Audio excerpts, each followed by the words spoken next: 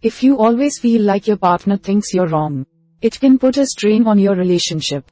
The best tactic is to have a discussion with your partner about how it makes you feel. However, if your partner actually does always think you're wrong, as in, they always blame you, never give in an argument, you may be dealing with a narcissist, which makes it the situation more difficult. You also need to consider whether you are in a toxic relationship, where the best option is likely to be leaving the relationship. So, we are going to watch about the how to deal with the partner who thinks you are always wrong. Method 1. Having a discussion with your partner. First is confront the issue soon. It's important to discuss the issue with your partner, as they may not even realize that they always assume you're wrong. You may be inclined to avoid the issue, but that will only continue to drive a wedge between you and your partner. It's best to confront the issue head-on if possible. Plus, if you avoid the problem too long, you may find that you start having bursts of anger at your partner, which puts a strain on your relationship. Step 2. Think through what you want to say. It can help to take a few moments and think about what you'd actually like to say to your partner. You don't want a typed-out speech, as that will distance you from your partner. However, having a general idea of what you want to say is good. Particularly choosing a few phrases that can get your point across without making your partner feel horrible. Step 3. Pick a time to have the conversation. It can be helpful to give your partner a heads up that you want to have a discussion. That way, your partner won't feel ambushed with what you have to say. Additionally, it gives you both a chance to pick a good time together. For example, you could say, "I'd like to have a discussion about the way we argue, particularly the way I feel like I always end up being in the wrong. When's a good time for you?" Quote, if your situation differs a bit, you could say something like, "I'd like to have a discussion with you about how I feel my opinion is often not valued. When can we talk?" Quote. Step 4. Use an I statement. When discussing the problem with your partner, the most effective way to talk about is to use I statements. That is, talk about what's wrong starting with I, focusing on your feelings, rather than starting with you, which sounds like you're blaming the other person. Using I statements is generally more effective at opening a dialogue. For instance, you might say, "I feel like that most of the time I end up being wrong in an argument or discussion. I get upset because you're insistent that you're correct, and I end up giving up on the issue." Quote. Alternatively, you could say, "I feel like you don't respect my opinion or expertise in most situations. It makes me upset to always be in the wrong." Quote. On the other hand, "You always think you're right and I'm wrong," isn't a good way to start the conversation. Step 5. Listen. If you go into the discussion planning a monologue, that won't be effective. You have to be able to listen to what the other person has to say, as you are trying to communicate back and forth about a problem. So you both need a chance to be heard. Your partner may surprise you with what they have to say. For instance, you may find that they feel the same, that you always think they're wrong. Once you realize that you both feel that way, you can work towards having better communication in the future. To get your partner talking, make sure to give them an opening in the conversation. For example, you could say, "Now that I've said my spiel, I want to hear from you. What are you thinking and feeling?" Quote. Step 6. Gauge your partner's reaction. After listening to what your partner says about this particular topic, consider what's behind the words. How your partner ends up responding could indicate they're willing to work on the issue in the relationship. On the other hand, what they say may indicate your problem runs deeper, and you may want to seek counseling or end the relationship. For instance, if your partner says, "Well, that's just stupid. You are wrong most of the time," that's not a very supportive or open response. On the other hand, a response such as, "I hadn't realized that I made you feel that way. That is a problem. Let's figure out how we can work together to resolve this issue," is a supportive response that shows they are willing to work with you. From there, you could say, "I'm glad to hear you say that. Here's what I think a good solution would be." Listen to how your partner responds. If your partner cannot reciprocate the I statement, or if they start blaming you again. It might be a sign that they are not willing to work it out. Step 7. Work on a solution. Once you've both had your chance to speak, discuss how you can both do better moving ahead. Discuss ways you think could solve the problem. And ask your partner to come up with ways they think the problem could be solved. For example, maybe you could have a safe word to halt an argument and evaluate who's feeling like the other person is saying they're wrong. Just stopping in the middle of an argument to evaluate how each of you is feeling can help to bridge the communication gap. Alternatively, you could agree that you'll point out to your partner when you think that they're not valuing your opinion or expertise. Finally, consider counseling. If your partner seems receptive to change but you can't figure out how to move forward, consider seeing a professional. Find a counselor in your area who can help you work through your problems.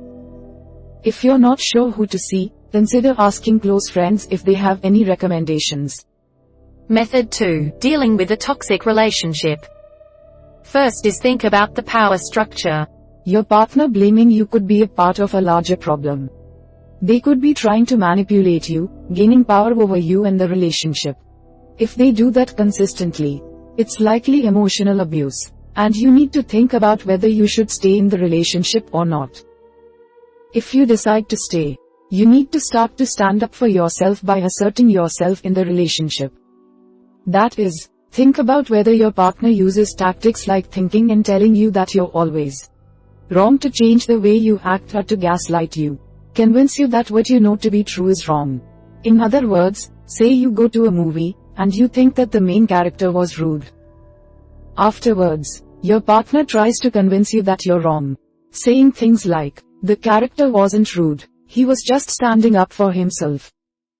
You just don't know how to stand up for yourself. You're weak, which is why you couldn't get along without me. Quote, your partner is using emotional abuse to convince you that what you think or feel is wrong, with the intention of gaining control over you. In this situation, you could say, I disagree, and I have a right to my opinion. That character called his wife a dirty name with no remorse. That's rude. Step 2. Look for ways your partner manipulates you. Telling you you're wrong is one way of manipulating you. But you may find other ways your partner is doing that once you start looking. That is, your partner may be trying to bend you to fulfill their needs.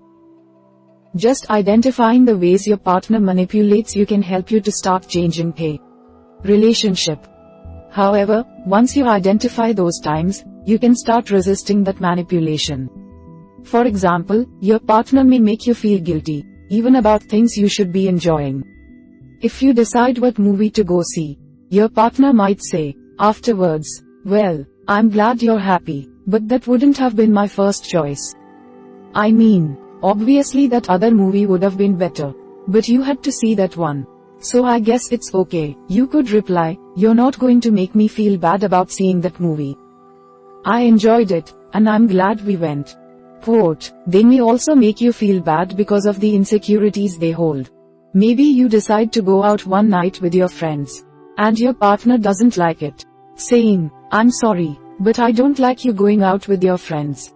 I should be enough for you, right? You could say in return, it sounds like you're feeling a bit insecure about my other relationships. I do value our relationship, but I also value my friendships. I can value those friendships without devaluing our relationship. Step 3. Don't take responsibility for their feelings. Your partner may also make you take the responsibility for the way they feel. They might say, it's your fault that I'm angry. You didn't do this the way you should have. The only person who should be responsible for their emotions is that person. Try to refrain from apologizing for the person's emotion. Instead, you could say, I hear that you're upset. I'm sorry I didn't do this the way you wanted, but I did try. Your anger seems misplaced. What are you really mad at? Quote. Step 4. Resist their attempts to put you down. Another way a relationship can be toxic is if your partner turns your own insecurities against you. They can use the way you feel about yourself or the world to keep you under their thumb. Always staying because you feel like you're not good enough. For instance, your partner might say something like, It's a good thing you're with me because you're getting kind of chubby. No one else would have you. You could say, that's kind of rude. I'm proud of my body, and I won't let you shame me for it. Quote, while you can try to counter this type of talk, you should consider whether it's worth the emotional pain to stay in the relationship. Finally, consider whether you both benefit from the relationship.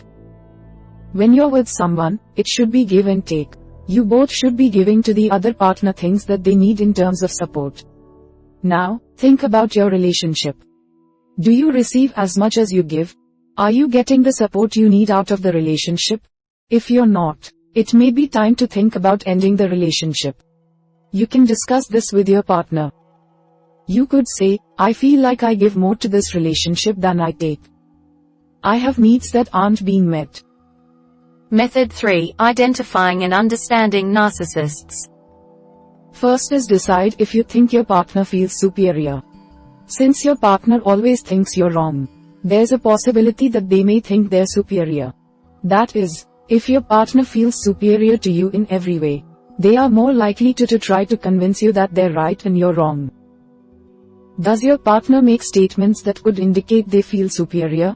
For instance, they might say, in seriousness, not jest, well, you know I'm smarter, so obviously I'm right. Step 2. Look to see if you are constantly changing to what they want. A narcissist literally thinks the world revolves around them. They expect to go to dinner where they want, watch what they want, and show up when they want without consequences. The problem is, they hold you to a different standard. That is, a narcissist has no problem showing up very late, even an hour or more, without an apology. If you do that, you may find you're expected to apologize and never do it again. Step 3. Check to see if nothing meets their standards. Narcissists often have very high standards, because they have trouble seeing outside themselves. They can't see how certain expectations may be too much. They also don't see all the hard work you have put into doing something. That's why it will likely seem like they always expect more than what you have to give. Also, they'll be much more likely to remember the things that haven't gone right than to remember the good things you've done. Step 4. Try empathy. This advice may seem counterintuitive, but often people's narcissism or borderline narcissism stems from insecurity. That is, many narcissistic people feel like they aren't good enough, and they compensate by being extremely egotistical. In turn, one way you can work with a partner who is narcissistic is to try to understand their insecurities and help the person work through them. For instance, maybe you notice that your partner becomes particularly narcissistic when you decide to go out with your friends. In turn, that may indicate that they feel like they aren't enough for you. You can help reassure them. You could say, I'm going to go out with my friends tonight. That seems to bother you sometimes. Can you tell me why? Quote. Step 5. Describe your needs. If the person is a narcissist, they may have a hard time figuring out what you need because they have a difficult time getting out of their own head. If that's the case, you may need to clearly state the needs you have in your relationship, so your partner has an idea of how to respond. For instance, you could say, I feel like you always assume that I'm wrong. Can we work on that together? Quote. Step 6. Realize that you can't always make it work with a narcissist. If your partner is only borderline narcissistic, you may be able to make a relationship work.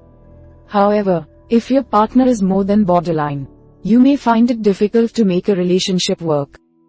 For one thing, you will start to lose your sense of self as you continually give in to your partner. Consider whether staying in a relationship with the person is really a good idea. If your partner refuses to see your point of view or if they are frequently manipulating you, do not hesitate to make plans to end the relationship. Counseling can help you with this process.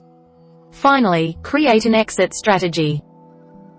It may not be possible to change your partner's habits without a professional intervention with a counselor. If your partner manipulates or verbally abuses you, you should have a plan in place to end the relationship in a healthy manner. A counselor or therapist can help you develop strategies to help you end the relationship. If you are married, you may want to start talking to attorneys to consider your options for divorce. If you live with your partner, start thinking about where you can stay after you break up. Can you live with friends or family? Are you prepared to move into a new place on your own? Set goals for the future. Where do you want to be in a year? Focus on your goals, and you may be able to leave a narcissistic partner in the past. We hope it is useful to you. Please subscribe to our channel to upskill yourself.